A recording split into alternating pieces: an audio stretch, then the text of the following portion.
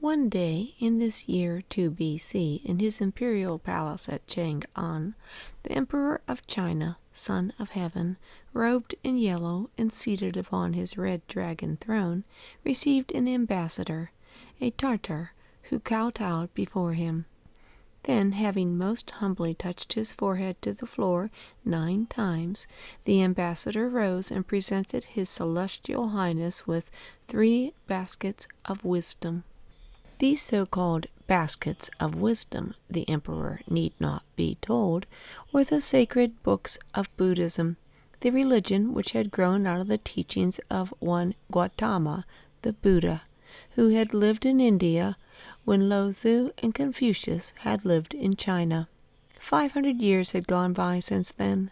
250 years ago, Ashoka, an Indian ruler who was a follower of Buddha, had sent missionaries out to all the known world, and some of them must have reached China. But it was not until about 67 A.D., when Nero, the great-great-grandson of Augustus, was emperor in Rome, that Buddhism, which was to become the third great religion of China, would be accepted officially by the Chinese emperor. Then, according to legend, the Emperor Ming was to have a dream in which he saw the image of a foreign god being carried into his palace. An embassy would then be sent by him to secure images, books, teachers, and a Buddhist priest from India to translate the Buddhist Gospels into Chinese. This is the story of Buddha, and some words from his pure and beautiful teaching, taken from these baskets of wisdom, now being presented for the first time to the Emperor of China. There was once a Raja in India, strong of purpose and reverenced by all men, a descendant of those called Gautama. His wife was beautiful as the water lily, and pure in mind as the lotus, and immaculate, and the spirit of truth, glorious and strong as a white elephant, descended upon her. When she knew the hour of motherhood was near, her attendants hung a curtain about her and retired. 4 pure-minded angels of the great Brahma held out a golden net to receive the babe, who came forth from her right side like the rising sun, bright and perfect. All the world was flooded with light, whilst heavenly music rang through the air, and the angels rejoiced. Now there was at that time in a grove near by a Brahman leading the life of a hermit, and the king invited him to see the royal baby. And the seer, beholding the prince Gautama, said, "Like the moon when full, thou shouldest feel great joy, O king, for this son of thine will rule the world. He will either be a king of every land, or he will become a Buddha, or enlightened one." And as the light of the moon increases little by little, so the royal child grew from day to day in mind and body, and truthfulness and love resided in his heart. When the prince had grown to youth, his father desired to see him married. Then Gautama chose his cousin, a gentle princess, to be his wife. The prince attended to his religious duties, bathing his body in the holy Ganges, and cleansing his heart in the waters of the law. The palace which the king had given the prince was resplendent with all the luxuries of India. All sorrowful sights and knowledges of misery were kept from him, for the king desired that his son be happy, and not know that there was evil in the world. But as a chained elephant longs for the wilds of the jungle, the prince was eager to see the world. So the king his father ordered a jewel-fronted chariot with 4 stately horses to be made ready, and the prince rode with his charioteer through the city and into the country. On the wayside they met an old man with bent frame, wrinkled face, and sorrowful brow, and the prince asked, "Who is this?" The charioteer said, "This is a man in old age." And lo, while they were passing on, a sick man appeared on the wayside, gasping for breath and groaning with pain, and the prince asked, What kind of man is this?" The charioteer told him, and then hurried the horses to escape the sight, when suddenly they were stopped. 4 persons passed by carrying a corpse. The prince shuddered. "What is this they carry?" The charioteer answered, "A dead man." Observing the deep impression the sad sights had made on the prince, he turned his horses and drove back to the city. Having returned home, the prince looked with disdain upon all the treasures of his palace. "Alas," he cried, "my heart is heavy. All the world is full of darkness, and no one knows how to cure the ills of life." It was night. The prince found no rest on his soft pillow. He arose and went out into the garden. He sat down beneath the great bamboo tree. Pondering on life and death, his mind became clear and perfect peace came over him. He said to himself, "I will sever all ties that bind me to the world. I will seek the way of truth. Verily, I shall become a Buddha." The prince returned to the bedroom of his wife to take a last farewell of those whom he so dearly loved, his beautiful wife and his beloved son. Then he rode out into the silent night.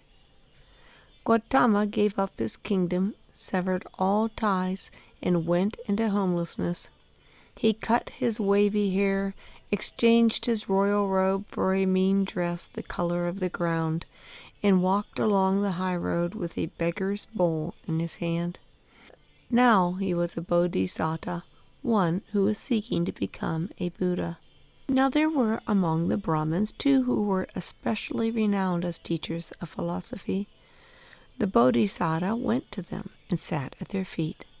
He listened to their doctrines of the Brahma self as being the eye of the mind and the doer of all things. He learned of the law of karma, how souls of bad men had to suffer by being reborn in men of low caste or animals, while those who purified themselves would become Brahmins or kings and rise higher and higher. But he was not satisfied. There was too much of selfishness in their teaching. The bodhisattva then went to the priest officiating in the temple.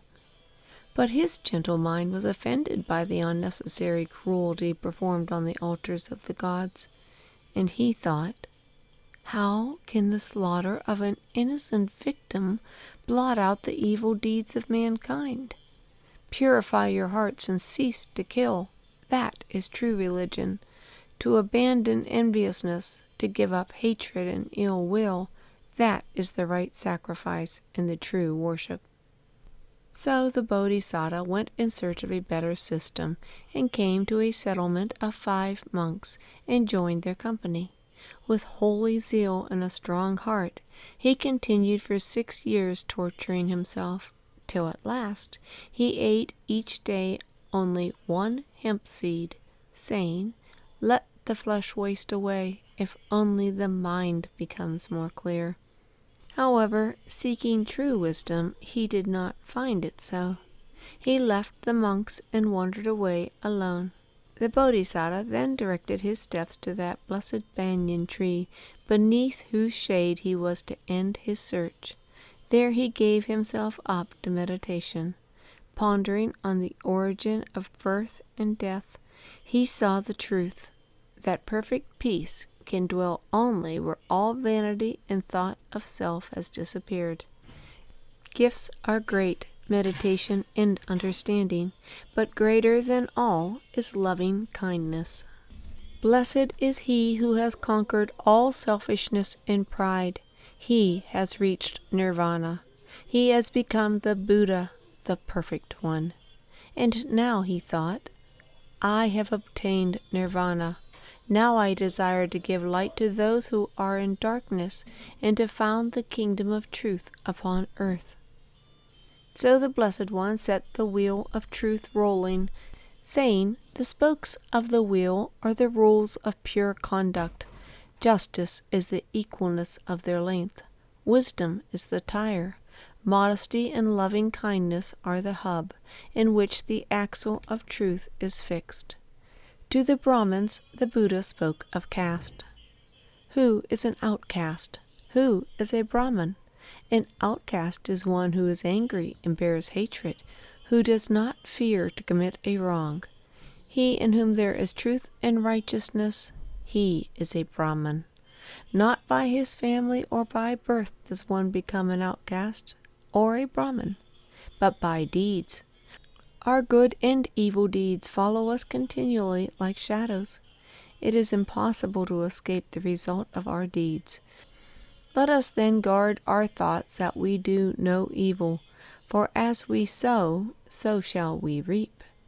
That which is most needed is a loving heart. To the monks he said, Neither abstinence from fish nor shaving the head will cleanse a man whose heart is not pure. To keep the body in good health is a duty, for otherwise we shall not be able to trim the lamp of wisdom and keep our mind strong and clear. And to all men, whatever they do, whether they be artisans, merchants, priests, or officers of the king, let them put their whole heart into their task. And if they can struggle in life without cherishing any envy or hatred, if they can live in the world not a life of self, but a life of truth, then surely joy and peace and bliss will dwell in their hearts. And those who heard him gladly said, Truly the Buddha, our Lord, has set the wheel of truth rolling, which by no one in the universe can ever be turned back. The kingdom of truth will spread. Righteousness, goodwill, and peace will reign among mankind.